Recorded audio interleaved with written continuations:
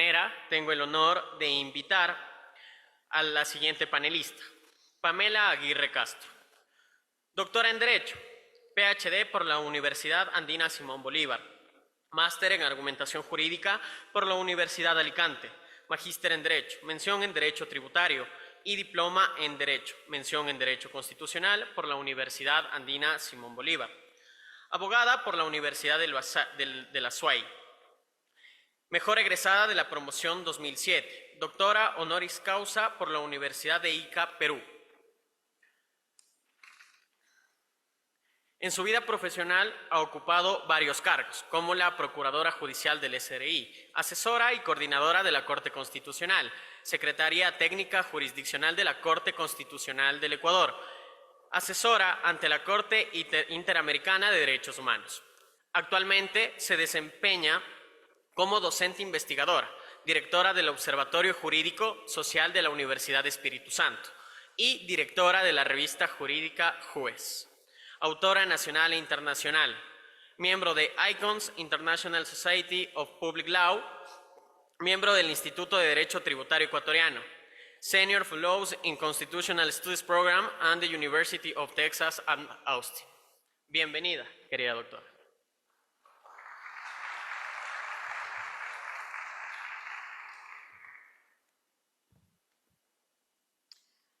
Muy buenos días con todos, buenos días querida Livia, buenos días doctora Caterine y a todos los presentes, a las personas que se encuentran aquí en este importante auditorio, así como todos los que se encuentran virtualmente. El día de hoy yo quiero compartirles algunas reflexiones importantes respecto de la estructura orgánica de nuestra Constitución y algo que se ha denominado hiperpresidencialismo. Recordemos que en nuestro caso, desde que somos república, 1830, el Ecuador ha adoptado un sistema presidencialista. ¿Esto qué quiere decir? Que el presidente es jefe de gobierno y jefe de Estado. Pero adicionalmente que este jefe de gobierno y jefe de Estado es elegido popularmente, democráticamente por el pueblo. Es decir, goza de la misma legitimación democrática que el Parlamento. Con base en aquello, entonces, en nuestro sistema político se ha desarrollado con los vaivenes que ustedes muy bien conocen, pero que en realidad en la Constitución de 2008 se ha acentuado por la figura de varias instituciones extrañas en nuestro ordenamiento jurídico y que han generado este desbalance en el ejercicio del poder político. En esa línea yo les propongo 3 puntos a tratar: hechos históricos y razones que dieron lugar a este diseño presidencialista, el hiperpresidencialismo propiamente en nuestra Constitución y un ejemplo de cómo esto ha anulado el rol de la legislatura a propósito de la disolución de la Asamblea Nacional. ¿Qué hechos históricos nosotros tenemos? Pues bueno, primero que tenemos un sistema débil de partidos políticos. Este sistema débil de partidos políticos ha generado un fraccionamiento en la legislatura, con lo cual no existe un órgano fuerte, pesado, que pueda ser la contracara del Ejecutivo. Tenemos también el desprestigio del Parlamento. Recordemos que nosotros venimos de décadas en las cuales se hablaba que el Congreso y actualmente la Asamblea ha caído en desuso, que la Asamblea ya no es necesaria. De hecho, si nosotros nos fijamos los datos de la aceptación popular de la decisión del presidente Guillermo Lasso respecto a la disolución de la Asamblea, esto significó que la gente estaba conforme con la no existencia de la legislatura. Y esto, en lugar de alegrarnos respecto a la decisión del presidente, tiene que ser un hecho preocupante. ¿Por qué? Porque no existe el contrapoder, porque no existe el check and balance. ¿Y por qué? A propósito de la ponencia del doctor Alarcón, ¿de qué cultura de la legalidad estamos hablando si ni siquiera somos capaces de mantener las instituciones democráticas de nuestra Constitución? Entonces, estas destituciones que se dan a propósito de algunos presidentes, los golpes de Estado, todos estos problemas generan que el movimiento constituyente tenga argumentos para crear un presidencialismo fuerte. De hecho, si ustedes pueden ver en las diapositivas, a modo de ejemplo, van a poder encontrar que en los debates de la Asamblea este era un tema recurrente, que que el Congreso no sirve, que el Congreso está desprestigiado, que era la partidocracia, que estaba totalmente desconectado de la realidad, que no se estaban aprobando las leyes que el pueblo necesitaba, razón por la cual entonces se considera o se establecen estas instituciones en la Constitución, y vamos al segundo punto, el hiperpresidencialismo en la Constitución ecuatoriana. Nosotros en nuestra Constitución podemos encontrar algunas definiciones o algunas constituciones. Me quiero explicar. En nuestra Constitución conviven tres constituciones, tres formas de entender al constitucionalismo. Un constitucionalismo participativo, un constitucionalismo garantista, ustedes habrán escuchado que la Constitución de 2008 es garantista de derechos, y por otra parte un presidencialismo reforzado que en términos de Carlos Santiago Nino o Roberto Gargarella es lo que nosotros comúnmente conocemos como el hiperpresidencialismo. Entonces, sobre la base de esta coyuntura, nosotros tenemos una Constitución que en la parte dogmática es bastante fuerte en el reconocimiento de los derechos. A propósito del grupo de estudios de Derecho Constitucional de Austin, el profesor Richard Albert, por ejemplo, en la estadística ha demostrado que nuestra Constitución es la que más derechos reconoce, normativamente hablando, positivamente hablando, en el texto constitucional, 99 derechos. Esto podría alegrarnos y decir, bueno, entonces tenemos una Constitución que efectivamente va a proteger los derechos de las personas. Pero lamentablemente esto no es así. ¿Por qué? Porque la parte orgánica se encuentra totalmente fraccionada y totalmente desconectada con esta parte orgánica.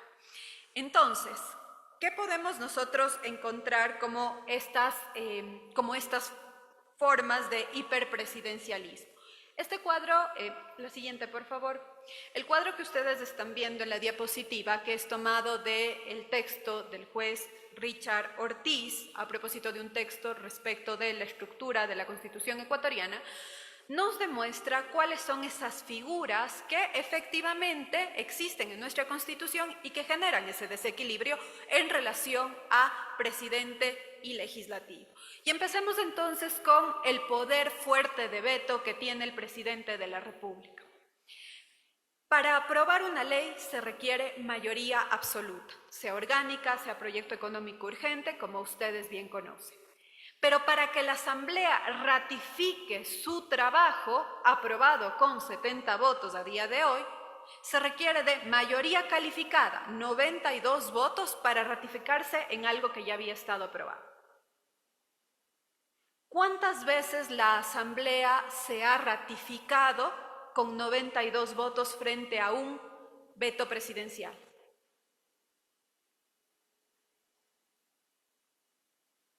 Nunca. Tenemos un poder de veto totalmente fuerte. ¿Y esto qué genera? Genera precisamente entonces que se tenga la idea de que la última palabra de la generación de la ley la tiene el presidente y no la Asamblea Nacional. Y existen algunos puntos que, por ejemplo, a través del control de constitucionalidad previo de los vetos a propósito de la objeción de inconstitucionalidad, la Corte ha ido señalando, pero que todavía podrían ser, o que mejor dicho, deberían ser desarrollados a través de la ley de la función legislativa, como debería corresponder. Luego tenemos la iniciativa legislativa privativa del presidente de la República, que no la tiene nadie más. Y además la calificación de económico urgente de los decretos, de los proyectos de ley. Con lo cual entonces el presidente, a propósito del trabajo de la Asamblea, tiene herramientas sobre las cuales puede presionar y tiene la última palabra en el ejercicio de esta competencia que es la natural de la Asamblea Nacional, del Parlamento, de la legislatura, que es la de legislar. Entonces, fíjense ustedes que este tema fue advertido por la legislatura en periodos anteriores se presentó un proyecto de reforma de la Constitución a propósito de la regulación del veto. No obstante de aquello, lamentablemente, en la misma Asamblea, porque fue una enmienda de la Asamblea Nacional tramitada por el 431, numeral 1, que tiene que ver con la enmienda tramitada por la Asamblea Nacional en 2 debates, lamentablemente ni la misma Asamblea verificó esto, con lo cual pues se generó un grave problema que sigue latente respecto a la estructura del veto. Luego, respecto a la relación de esta famosa institución muerte cruzada, que estructuralmente alguien podría decir, bueno, si efectivamente la Asamblea tiene la posibilidad de destituir al presidente a través de un proceso mucho más sumario, expedito, en relación con el juicio político, es un procedimiento que requiere también de votaciones, de presentación de mociones y de apoyo de asambleístas. 92 asambleístas, mayoría calificada, para poder destituir al presidente a propósito de la figura del 130 de la Constitución. ¿Es el mismo poder que tiene el presidente para disolver la Asamblea? Y claramente no, porque el presidente tiene la posibilidad de disolver a la Asamblea con solo un decreto presidencial. Esto quiere decir entonces que efectivamente existe este desequilibrio en una herramienta que supuestamente daba los mismos poderes tanto a legislatura como ejecutivo. Pero aún más, el presidente tiene una causal adicional para disolver a la Asamblea Nacional, que es la obstrucción del Plan Nacional de Desarrollo. Con lo cual, entonces, el presidente tiene nuevamente poderes extremos o mayores poderes frente a la legislatura.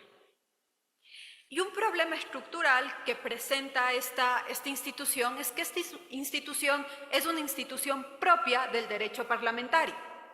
La disolución de la Asamblea se da en sistemas parlamentarios cuando existe desconfianza a los representantes del pueblo, precisamente por la imposibilidad de formar gobierno.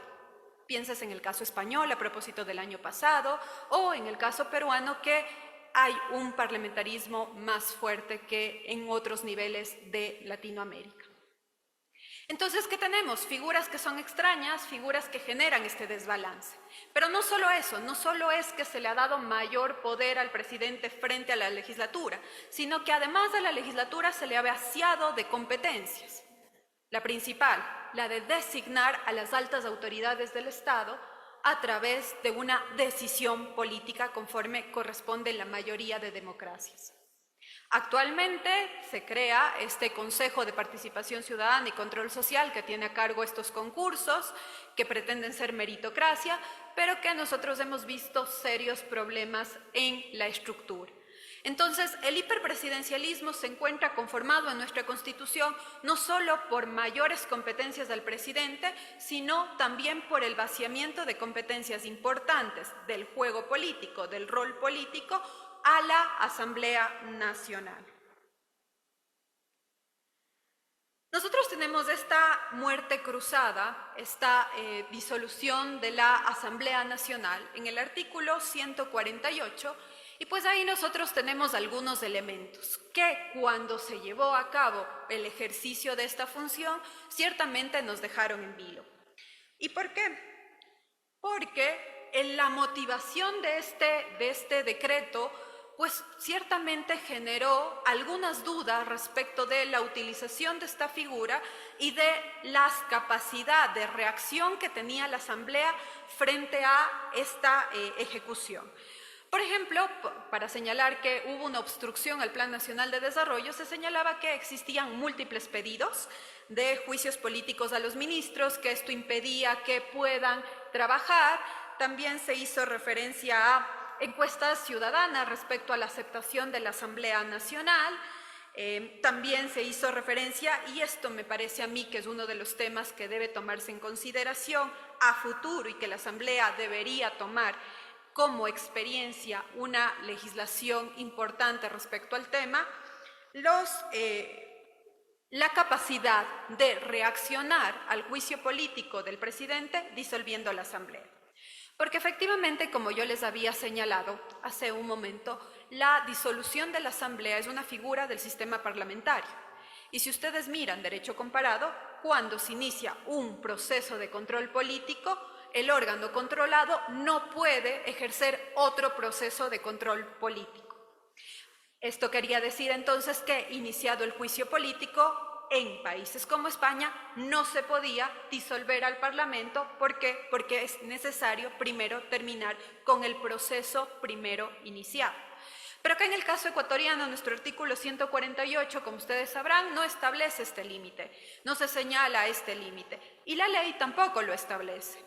Aquí la duda podría surgir de si efectivamente es posible que a través de la ley se pueda regular el ejercicio de esta competencia, y yo creo que sí, porque tiene la legitimidad democrática para aquello.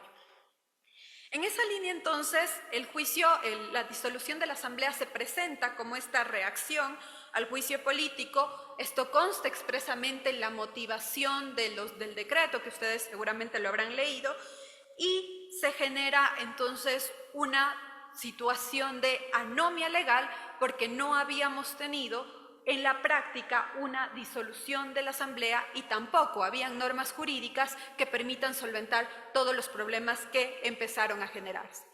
Por la motivación que se da a este decreto, algunos actores presentan demandas de inconstitucionalidad frente a este decreto, a lo que la Corte responde que estos son actos de gobierno excluidos de control constitucional. Entonces, la Corte Constitucional incluye una categoría que no se había utilizado y no prevista ni en la Constitución ni en la ley para excluir del control constitucional un tipo de acto dentro del Estado constitucional de derechos y justicia. De hecho, este análisis me parece a mí que en un futuro podría reformarse, habida cuenta de que las decisiones que tomó la Corte Constitucional son decisiones de inadmisión, es decir, decisiones de forma en teoría, con lo cual no existe un criterio jurisprudencial, un precedente en sentido estricto respecto a cuál sería el control de constitucionalidad de los decretos de disolución de la Asamblea Nacional. O si en un futuro la misma Corte Constitucional sigue manteniendo este criterio que no cuadra con el ejercicio de las competencias en un Estado constitucional. Pero también es importante señalar cuál es entonces el rol que asume la Corte Constitucional en suplencia de la Asamblea. Y aquí la Corte Constitucional también parece que vacía de contenido el ejercicio de las competencias de la Asamblea y adopta un rol que tampoco estaba previsto, y es el de verificar la calificación de urgencia de estos decretos económicos urgentes. De hecho, en los decretos de enviado, recordemos que la Corte Constitucional señaló que solo supera el control de constitucionalidad esta categoría de económico urgente el proyecto tributario en el que se establecían reformas a la Ley de Régimen Tributario Interno, específicamente en el pago del impuesto a la renta, a propósito de que iba a entrar en vigencia ese mismo año. En esa línea, entonces, la Corte realiza este análisis respecto de cómo se va a analizar y habla de circunstancias apremiantes, habla de conexidad plausible, habla de efectos económicos inmediatos correlativos, que si ustedes se fijan, son un análisis que le corresponde a la legislatura, si una norma es o no conveniente dentro del ordenamiento jurídico constitucional. Para ir cerrando, porque ya veo que me están apremiando en el tiempo y por respeto a los demás ponentes, pues quiero ir a estas reflexiones finales. ¿Cuál es el rol entonces que tiene la legislatura? Si bien hay un contexto histórico debilitado, sí que existen herramientas que son posibles precisamente a propósito de leyes que sean realmente socializadas, que sean realmente convenidas con la ciudadanía, que puedan resolver estos conflictos. ¿Y cómo? A propósito de lo que ya señalaba el doctor Alarcón, el seguimiento del cumplimiento de las normas, es decir, no solo quedarse en la emisión de las normas, sino cómo estas normas son receptadas por la sociedad. si estas normas tienen o no ese elemento de la eficacia y qué es lo que se requiere. En este punto, el trabajo de territorio de la Asamblea Nacional entonces es más que urgente, precisamente para revalorizar la legitimación democrática que tienen todos los asambleístas. Para resguardar efectivamente la participación y que esta democracia representativa, que tiene problemas, pero que finalmente sigue siendo el fundamento de nuestra democracia, es necesario entonces que la Asamblea pueda tener nexos mucho más fuertes con la ciudadanía. Para constitucionalizar el proceso democrático de la Asamblea, entonces, también es necesario que la Asamblea asuma un rol preponderante en el desarrollo de las figuras constitucionales. Es decir, nosotros ya estuvimos frente a la anomia de normas que regulen todo el proceso de disolución de la Asamblea, que se quedaron en el aire. El presidente no rindió cuentas. El presidente no pidió permiso o no notificó a la Asamblea que salía del país, porque no había Asamblea. Pero ¿qué pasa en esos supuestos? Y son temas que, aunque parezcan formales, tienen que ver con la vida democrática del país. Trabajar en esta cultura constitucional, trabajar a propósito de la aplicación de las normas, pero principalmente en el compromiso de que la democracia sea viabilizada a través de las instituciones democráticas, es un rol que nos compete a todos, pero principalmente a la Asamblea Nacional. Muchísimas gracias.